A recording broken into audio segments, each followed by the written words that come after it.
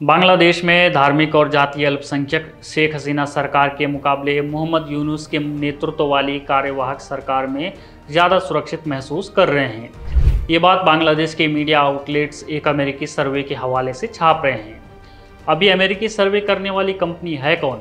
इसका नाम है वॉइस ऑफ अमेरिका। आसान भाषा में अगर आपको इसे समझना हो तो यूँ समझिए कि यह ब्रिटेन का BBC है और कतर का अल जजीरा। इस सर्वे में क्या बातें लिखी गई हैं, सर्वे करने वाली इस कंपनी का इतिहास क्या रहा है और कैसे ये अमेरिका के उस पैटर्न को दोहरा रही है जब बांग्लादेश के जन्म के समय यानी 1971 में पाकिस्तान की आर्मी ने लाखों बंगाली हिंदुओं का नरसंहार किया था और अमेरिका ने इस पर आंखें मूंद ली थी और बड़ी बेशर्मी के साथ पाकिस्तान के पक्ष में और भारत के विरोध में खड़ा हो गया था। शुरुआत सर्वे से। वॉइस ऑफ अमेरिका नामक इस कंपनी ने इस साल अक्टूबर के आखिर में यह सर्वे किया था। सर्वे का दावा है कि 64.1% लोगों का मानना है कि कार्यवाहक सरकार पिछली शेख हसीना शासन की तुलना में अल्पसंख्यकों को अधिक सुरक्षा प्रदान कर रही है। एजेंसी के सर्वे में शामिल लोगों में से 15.3% ने यह माना कि स्थिति पहले से खराब हो गई है, जबकि 17.9% ने महसूस किया कि इसमें कोई बदलाव नहीं आया है। ये हुई सर्वे के निष्कर्ष की बात। और अब आप सर्वे का सैंपल देखिए। इस सर्वे में केवल 1000 लोग शामिल थे, जिनमें से 92.7% लोग मुस्लिम थे। बांग्लादेश की कुल जनसंख्या है 17.3 करोड़। इसमें अल्पसंख्यक तकरीबन 9% हैं। अब आप देखिए कि वहाँ अल्पसंख्यकों पर अत्याचार कौन कर रहे हैं? मुस्लिम।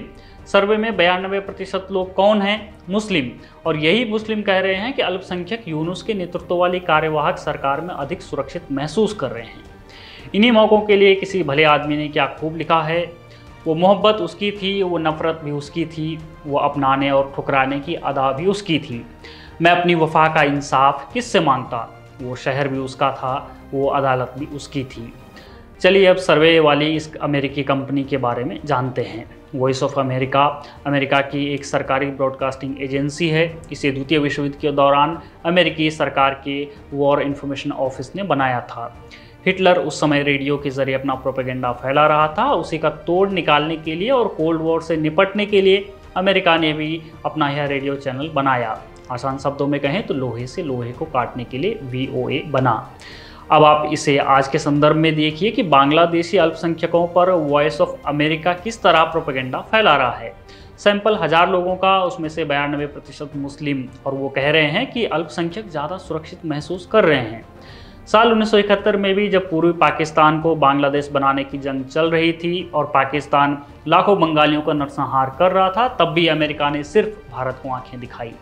पाकिस्तान की आर्मी अमेरिका से आई मशीन गनों और टैंकों से निहत्थे नागरिकों को कुचल रहे थे, लेकिन अमेरिका के कान में जूं तक न रेंगी।